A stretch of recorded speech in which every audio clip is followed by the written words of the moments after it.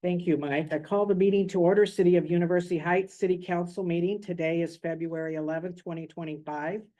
And welcome everyone. Roll call. All council is here except Nick Herbold, who's at his son's award ceremony tonight. And so then the next order of business is approval of minutes of January 14th.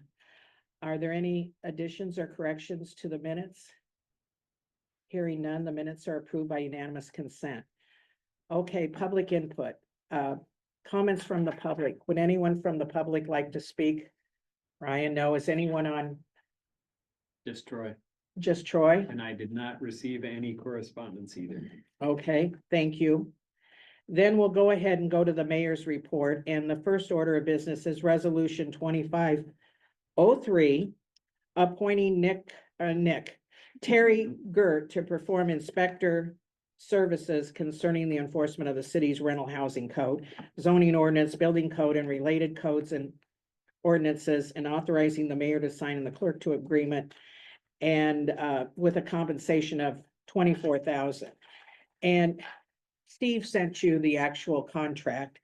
And in talking to Terry, I talked to him about who's been answering calls about building permits since February 1, because we had Brian Jensen covering January, and he said he's been taking phone calls about it, and he's got 2 building permits that are being lined up.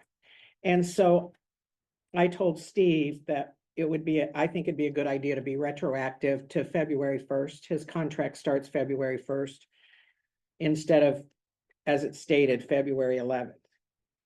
And then, Terry was a part-time city employee and he was paid $20,700 approximately annually. And then with this, he was also paid, his payroll taxes were paid by the city and any benefits. And so now with this new contract, as Steve states, he's an independent contractor. And so I confirmed this with Steve Cool that paying him $24,000 is what is it without benefits and without paying his taxes would be appropriate. So we're really not increasing his salary any more than we had. And so he asked me if he should be here tonight, and I said, you've worked for the city a long time. We know the excellent work you've done for us. And he's a phone call away if you have any questions for him. And Steve, did you want to add anything with? No, the contract terms are virtually identical to the prior contract. That's the only thing I would add. Okay, so consideration of resolution 2503 is before the council. With No. retroactive. With the addition of retroactive to Yeah. February 1. Thank you. Mhm. Is there a motion? Motion by Tim. Is there a second? A second. Second by Steph. Any further discussion? Roll call vote. Gone, Aye. Herbold absent, Moore, Aye. Shorter, Aye. Swales. Aye. Motion carries 4-0, 1 absent. Thank you. So, city attorney report, do you have anything to add, Steve? No. Okay, is there any questions for the attorney? Okay, we'll go on to city administrator, and thanks for joining us there from the sunshine in the desert. Hi, Can you hear Troy. me okay? Can you hear me? Yeah, perfect. Okay. I would like to take just a few minutes. I know we're in a hurry, but I would like to take a few minutes to go through my report. I'm going to start with item 2, the agreement in principle with Iowa City regarding reapportionment of transit costs. This is something that began to occur prior to my coming on as city administrator. The city manager from Iowa City had a conversation with Mayor Fromm. Our contribution to transit costs has become more and more skewed, and by any evaluation, it was pretty clear that we weren't contributing a fair share. I sat down with Jeff Fruin and Transit, and we went through a bunch of comparatives. It's just hard to find a decent comparative for University Heights. It really, really is. We looked at Cedar Rapids and Marion. We looked at Waterloo and Cedar Falls. Rock Island, Appleton, Racine. We even looked at a transit in Canada. And what we found is that we were, depending on what comparative you use, ridership, miles, number of stops, population based, we were anywhere from, we should be contributing up to 234% more than we were contributing. That is a huge change. In the end, Jeff Fruin and I had some conversations, and I felt that the best comparative, both right in the here and now and also moving forward, was a population-based comparative, which will result in an increase of 30% from University Heights. I also, even though it's only 30% and not 234%, I discussed it with Jeff, and I may or may not have an email that I've received since I've been gone, but he agreed in principle that stair step, that increase would be stair stepped over the next 3 fiscal years. So we will pay an additional 10% roughly this fiscal year, upcoming fiscal year, and then the following 2 fiscal years. Just for reference, the numbers that I looked at were back in FY24, so that I actually had some numbers that I could look at. And just for council's knowledge, we paid a little over 45,000 in FY24. So our costs will increase by less than 5,000 this year, and then approximately that over the next 2 years. Before I signed off on that, I spoke with city accountant with Steve Cool, made sure, discussed our transit levy with him, and he assured me that our transit levy and our, what we had currently levied and what we had available to us would more than cover those costs. So long story short, I wanted you to know about that increase. I think it's important, and Mayor Fromm and I had a conversation. I think it's important that we continue to contribute a fair share, yet at the same time be fiscally responsible. So anyway, that's an update on our transit costs. Now, if anybody has any questions about that, I'd be glad to answer them. Item number 3, FY25 budget items. Councilor Gahn, Chris Akers, Chief Akers, and I, and John Brown has been part of those conversations, have been discussing COLAs, cost of living increases for officers, for the last several years, increasing the city's contribution, if possible, towards family plans. Insurance family plans has been important. It just hasn't been feasible given the change, sometimes as much as 31%, the increase in family insurance or just insurance costs, period. I bring that up because I want to skip now. I want to move on to item number 4. As of January of this year, insurance costs unexpectedly dropped 50.93%.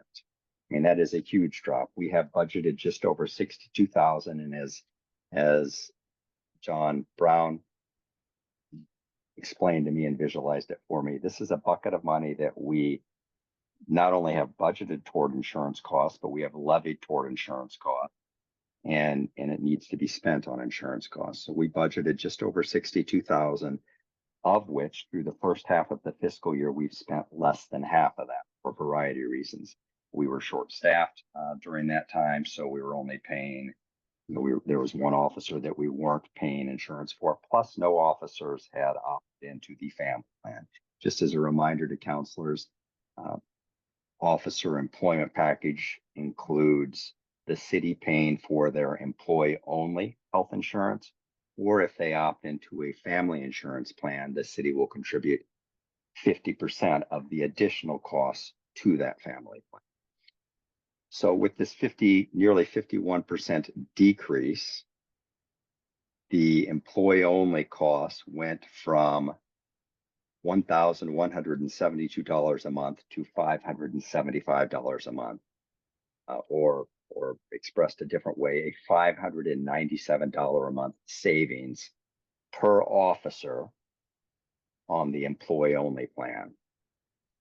3 officers this year, because of reduced family costs, have opted into the family plan. The family plan, the additional costs above and beyond the employee-only coverage are $863, of which the city pays half, or $432. We are trying to work so that the city contributes more towards that family plan beginning with the next fiscal year in July. However, the city is uniquely positioned right now to make that additional contribution of 75% towards the plan instead of 50%. If the city increased their contribution towards a family plan to 75%, that cost would be an additional $216 per month for the three officers, Sergeant Darrell Tucker, Officer RJ, and then our new officer, Matt. So $216 a month for each of those officers towards those family plans. But the city is saving $575 a month. I'm sorry, $597 a month on all officers. So even with that additional contribution, which is something that we were trying to negotiate and make happen moving into the future, even with that additional contribution, the city would still be underspending. They still would not be spending that bucket of money as John Brown explained it to me. It is specifically dedicated and earmarked for insurance benefits.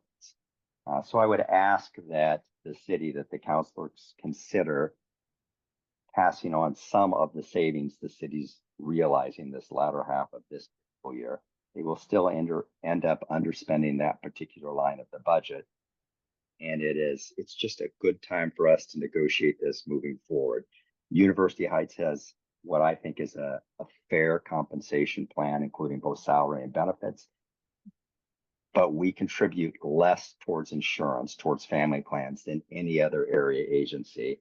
And just because of the reduction in cost this year, it seems like a good time for us to make that adjustment. And whether we do it moving forward from now, or we make it retroactive to the beginning of the fiscal year for this fiscal year budget, and then make those adjustments more permanent in the next contract, if you will, is really up to council. I talked to John Brown about this. He did not make the adjustments relative to the new insurance cost for officers in January, in part because I asked him not to. He said it would be easier to make one adjustment moving forward than making an adjustment in January and then making another adjustment in February, depending on what you all did. So again, my ask is that the city increase its contribution for the three officers that opt into the family plan.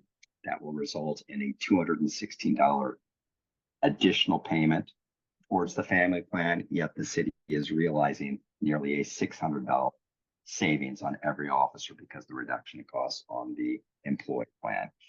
I know that's confusing, but if there's any questions, I would be glad to answer them.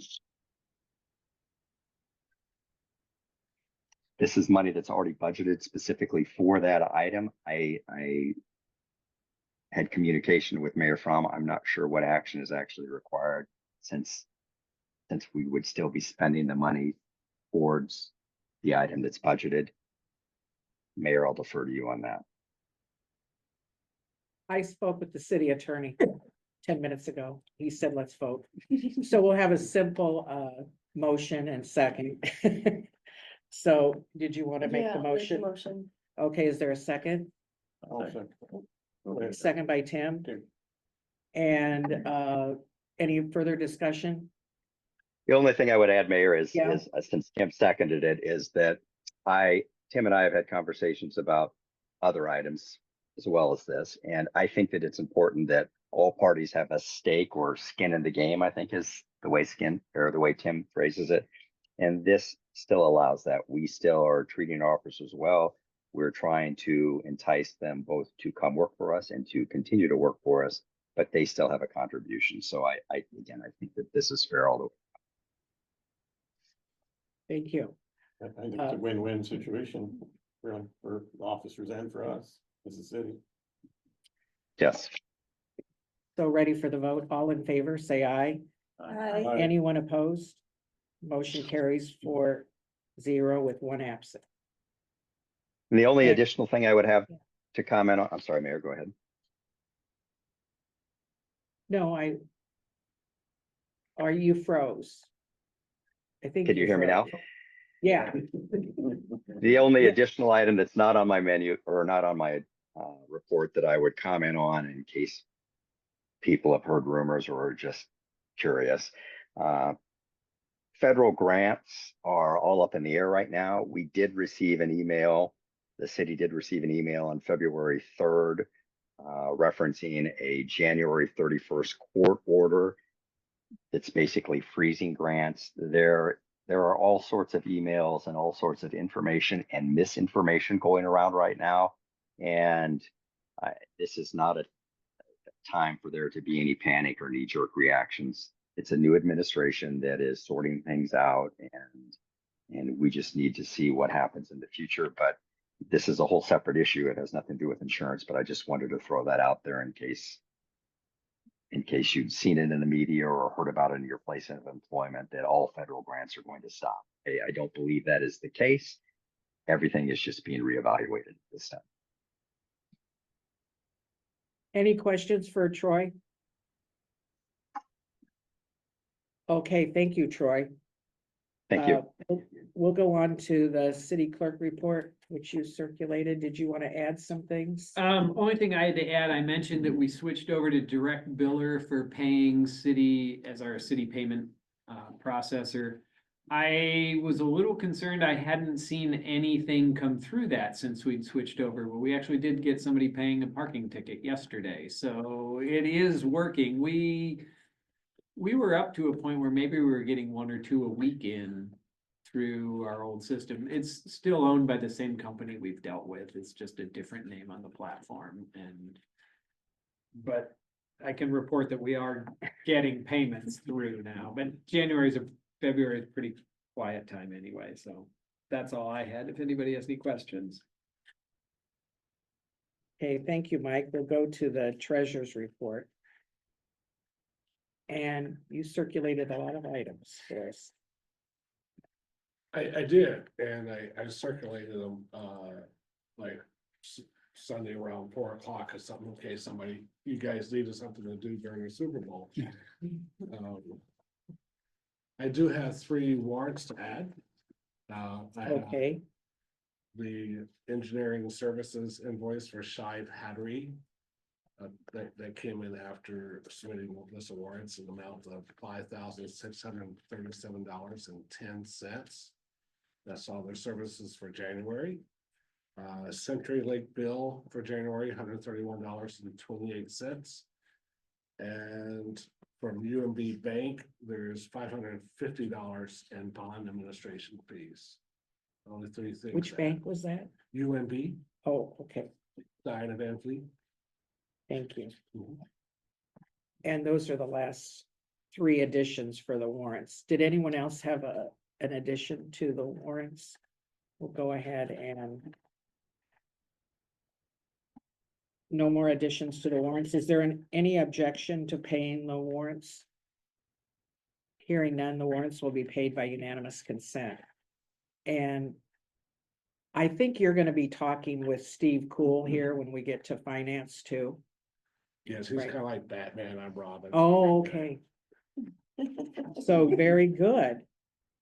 So any questions for John? So we'll go on to Batman here. Steve Cool. Discussion of proposed property tax levy rate for the 25-26 budget. And so we'll start there before we get to the public hearing. So Steve, you got the floor.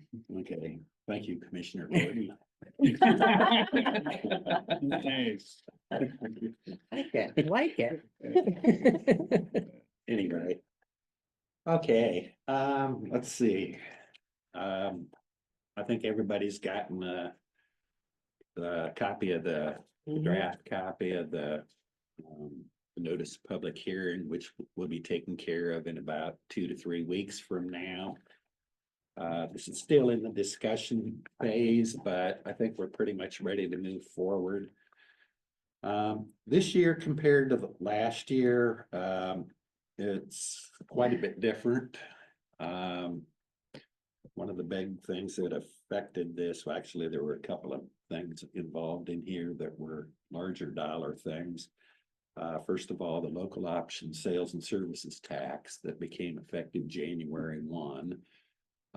I'll get into that with some numbers and how that works. Basically, what you do for the local option sales tax is half of that has to go to replace levied property taxes. So you'll notice the difference on the form. And then I'm going to go over some numbers just so you have a good idea of what the impact of the local option sales tax amount is. So anyway, on the first, the left-hand column with the numbers, current year certified, these are the property taxes levied for this year. About a little over about 2/3 the way down on that. Okay, city regular total property tax, that's $1,091,000. The current levy rate on that is $11.83 per taxable $1,000. And the middle column is based on the taxable valuation for fiscal 26. What the levy rate would be as if we asked for the exact same number of dollars. And that is a little lesser, $11.59. That drop is just due to the increase in the taxable value of the property. So that brings us to the right-hand column here. So this is what we're looking at for this next fiscal year. So taxable valuation is just a little over $92 million. And the consolidated general fund, that's the levy that has been restricted by state legislative action over the last couple of years. And so going through the formula and everything that the Department of Management does for us, they give us the maximum amount of tax that we can levy. And for this year, we were allowed to increase that by 2.1% over last year. That's just the general levy. We have 5 other levies. We have public transit. We have the property and liability insurance. We have Social Security, Medicare, and IPERS, and then other employment benefits, which is health insurance, workers' comp, and state unemployment. And then we also have the debt service levy. So before I get into the final calculation on the right-hand column, we'll start with the local option sales tax here. I think it was last May or June. I was at the council meeting and presented some very informal numbers, just to get an idea of what we were looking at. And I don't have that information with me, but we figured that if that same amount of local option tax is collected, once we pull into the participate in that, we would get somewhere around $235,000 or something like that. Well, Tiffin went on. Local option tax was that July 1 of last summer. Okay. So first week of January, second week of January, to get an idea of what that might be for next year, I had Louise get hold of 3 of the city administrators of the 6 participants. And they gave her the numbers, what they had collected for the 6 months, July through December, and Louise gave it to me. And so I was able to calculate the split, for those right now, what their percentage is. And so I took each city's collection, divided it backwards by their percentage. And came up with a real big number. They were all within $32 of each other. And the amount, when I worked it backwards, was 1.44 million or something like that. Which means that for this year, this up through this coming June 30th, it's estimated that there's gonna be like $2.9 million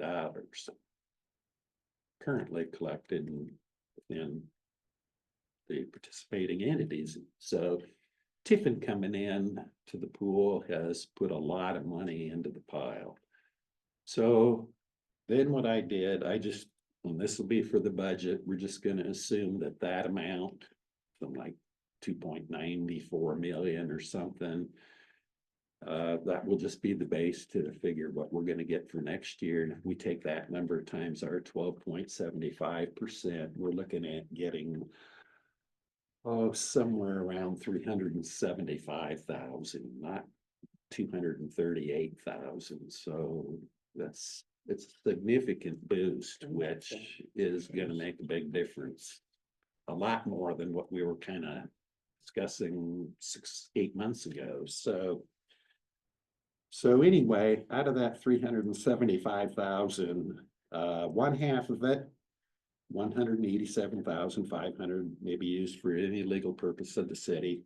The other 50% must be used for property tax relief, which is to replace the levies. So anyway, we have 187,500 to divide up. So for fiscal 26, what we have to do, and John and I worked on this, so I don't know, we met 3 times or 4 times on it, something like that. It's Yeah, 3, I think. 3 times in person, but then we, Yeah. couple phone calls, So, and emails and. yeah. So anyway, there's a lot more involved in this. So anyway, first step on this is to figure what those levies would be without the local option sales tax money, just like we've always done. We're gonna calculate that last column the way we've done it past 3 years. So that's the starting point. Then when I reach that point there, now we have $187,500 to apply against that. So what we allocated was out of that, Well, the first allocation was to wipe out the debt service levy. yeah, the debt service was the largest portion of that. And that was right at about $129,000. So down, right here, way down the bottom, debt service on the right-hand column there, we went from 128,000 to 0. So there will be no debt service levied. The remaining, whatever that is, $58,000.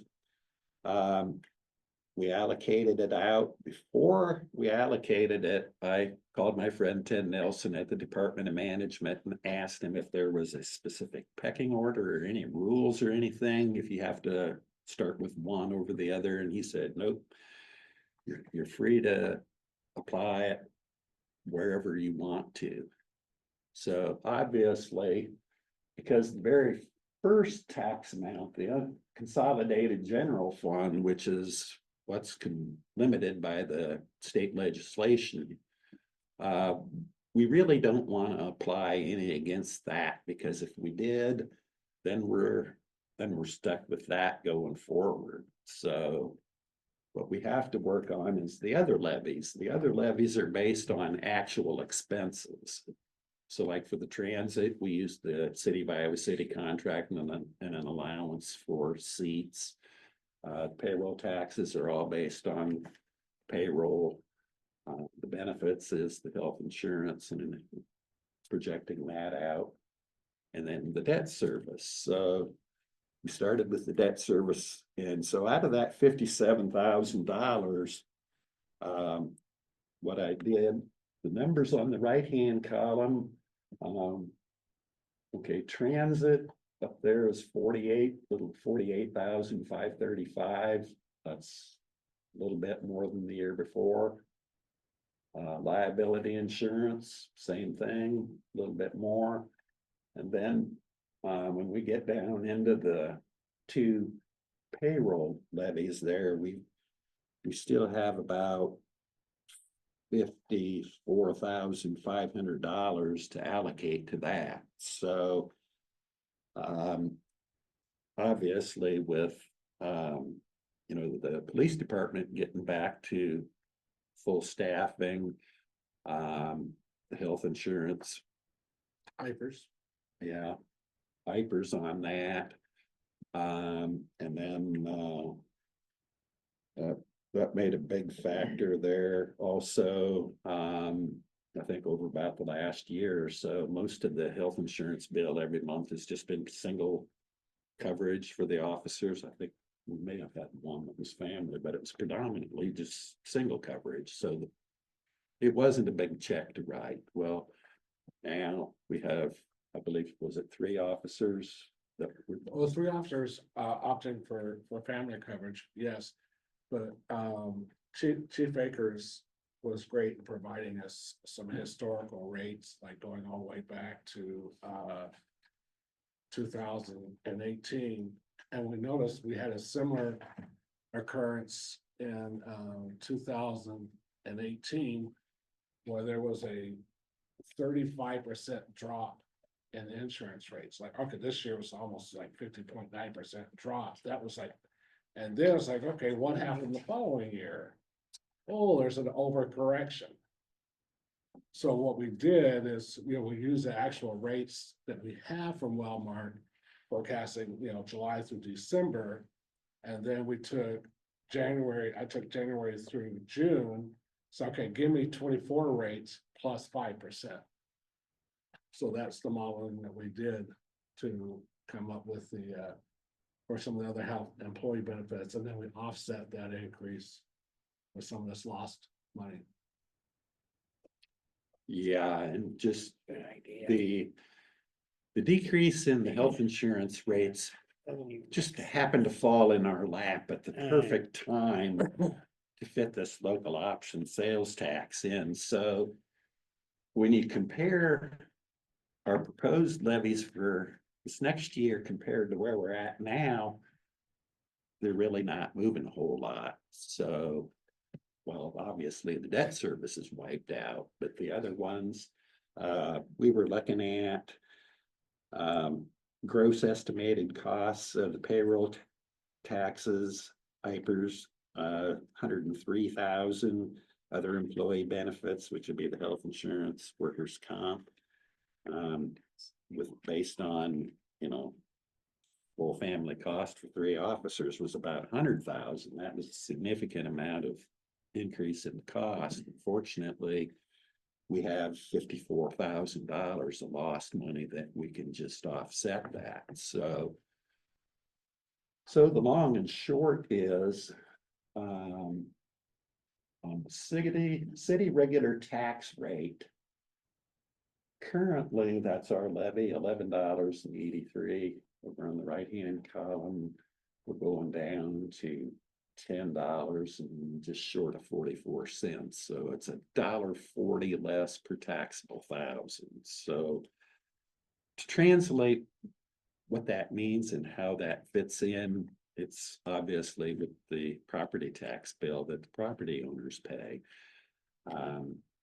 Your property tax bill is combined tax levies from the school district, the county, the city, Kirkwood College, emergency management, and there's maybe 2 or 3 other smaller levies. The assessor's one, there's like 2 other real small ones.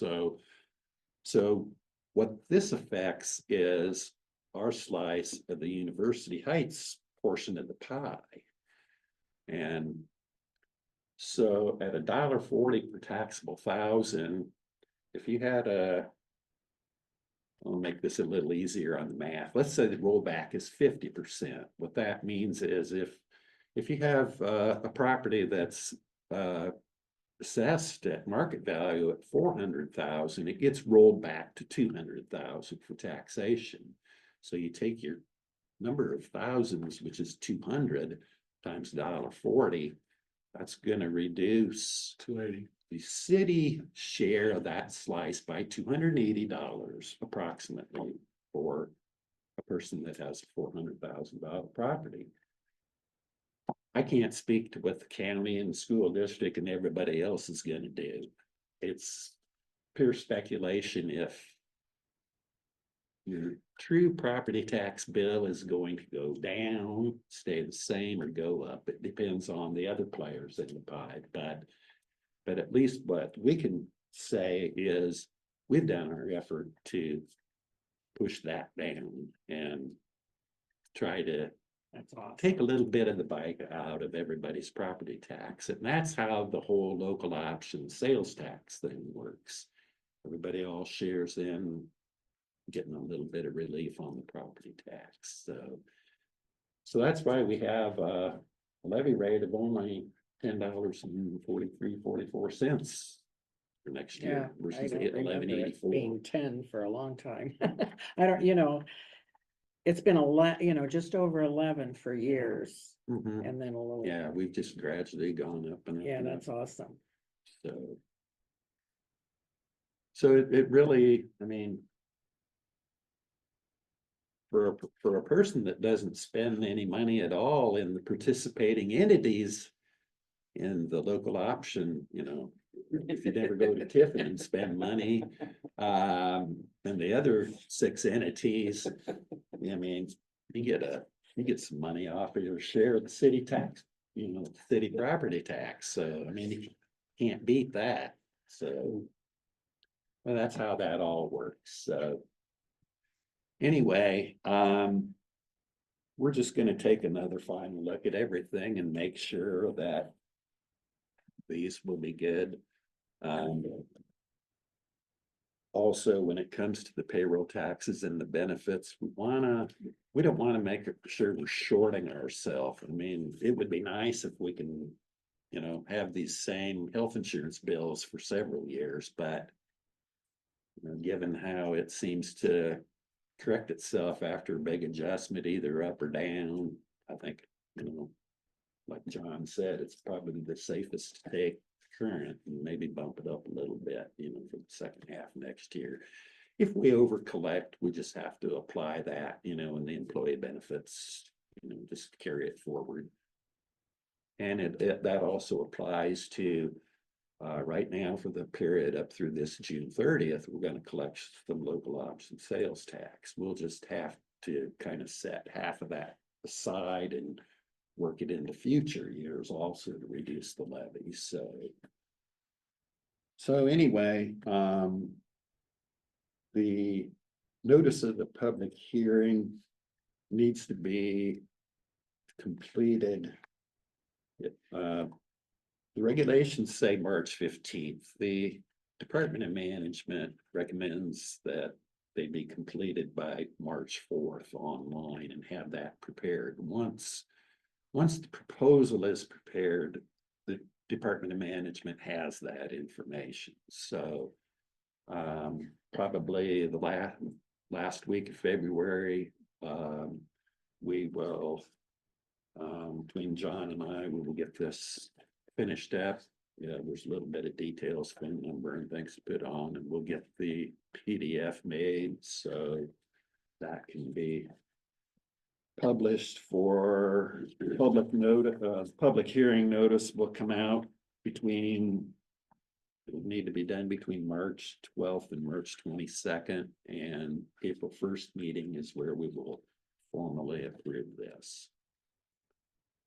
So that's it's quite a change from last year. I mean, just the volume of information and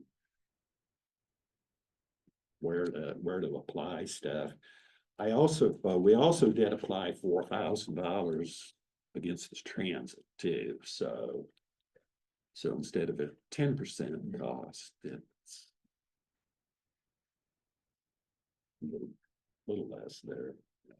So Did you have anything else to add? You're wearing green too, Robin. I think Robin wore some green, didn't Nothing else I had. he? Yeah, you guys I know have been working really hard on this and meeting quite a bit. Appreciate all your work on this. This is good. And I know you're both very conservative with this number. I mean, this is your best estimate and conservative. That local option sales and service tax is amazing. Mm, I was shocked at the numbers that I got from some of the cities. I knew it would go up, but to go up by that much, Yeah, well, but then when you start to think. There's a lot of stuff going up in Tiffin. it's good. Especially, the pin seekers, there's a lot more retail outlets going up in Tiffin, so. So anyway, that's Yeah. what I had. Anybody have Sure. questions about any of that? To review, and then, because you're working to schedule this for April 1st, the public hearing. And that's what the resolution is that Steve sent you, the number 2502. Resolution number 20, setting a public hearing at 7 PM, April 1st. On the proposed city maximum tax dollars and levy for FY 25-26 budget. So I'll entertain a motion. Motion by Lisa, is there a second? Second by Doug. Discussion. Okay, roll call vote. Moore, Aye. Schroeder, Aye. Swales, Aye. Gone, Aye. Herbold absent. Motion carries 4-0, 1 absent. Okay, very good. Thank you. And could you just review a little bit about what you're gonna do in March at the March 11th meeting? March 11th meeting, is gonna be pretty much discussion of the full budget. We still have some information, to gather yet. Well, let's see, we've got, the streets, capital projects, so forth. Right. We have some of the police operating expenses to get. Some of the general administrative and then. Like technology costs. We're not gonna go line by line, we're group them unless people have questions on every line or whatever. So, yeah, and you'll send that, I can probably send you a list tomorrow or Thursday as to what's left to get. oh, okay, good. I think one of them on there was. Kind of thought we were the dues almost for, done. Like Iowa League of Cities, I think was one of them there. Sure, So there's a few of those that, Yeah. it's just a phone Sure. call to get the information. But, but they're smaller. for the bulk of what we have done so far, it's the biggest dollar volume. We're just filling in these other things, So, Okay, thank you. And I met with Nick earlier in the month and he was going to his son's awards ceremony tonight and we pushed some of his issues we were going to discuss with Josh Schomburger and Ryan Anderson was here about the trail system, and we're also going to talk about the Convention Visitors Bureau report. So we'll have a little longer meeting in March. Because we'll cover both those issues. Then, and thank you very much. For doing that. We'll go on to community protection and Chief Akers read your report. Today. To add to the report, I don't believe. I will say that the officers will appreciate your vote on the healthcare. It makes things like that make it so much easier. Working in this community is attractive to begin with because it's a fun community. It's an enjoyable community to interact with, but things like that make it even easier for us to attract people and to retain people. So I don't have anything more to add to the report. Any questions? Thank you very much. Did you have anything to add? I know you've been going to a lot of meetings this month, working with it. Nope. Thanks, Steph. Okay, we'll go on to engineer report. And Doug and Ryan. Yeah, I didn't have anything to add to my written report. It's pretty brief this month, so unless there's any questions. I owe Steve Cool some information on budget stuff, and the next week here, I plan to get that to him, so we'll be working hard on those things. Did you have anything to add? I hope the snow plows are all running tomorrow night. Okay, me too. And thank you very much. We'll go on to building, zoning and sanitation. Do you have anything to add? Oh, you guys, I'm loving all of your reports here tonight. Thank you. And we'll go to e-government, and Lisa, you sent around a report. Thanks for organizing all that with Troy. That looks great. And then, but I do have an announcement. Believe it or not, we're gonna go down to there. And you know, every year emergency management does a weather spotter training class, and they're very, very popular. If you want to be a weather spotter, the class is Wednesday, March 26th from 6:30 to 9:30 at Kirkwood Regional Center, University of Iowa Center in Coralville. It's on Oakdale Boulevard. It usually was at the EMA, but there's going to be 125 seating. It's very popular, but an RSVP is required. And you can reserve a seat at, you have to email jecc-ema.org. And I'll give something to Lisa to put on the website, because weather spotters, I tried to talk my husband into it, he's not interested, but there's people that are very interested in being weather spotters. So I thought I'd share that. And we do have a few in University Heights. I've noticed when they show snowfalls, if you kind of, in University Heights. Where was the location on that?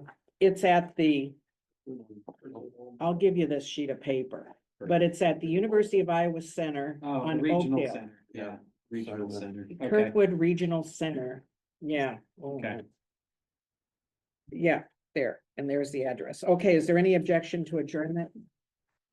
Hearing none, the meeting is adjourned by unanimous consent. Thanks, everyone.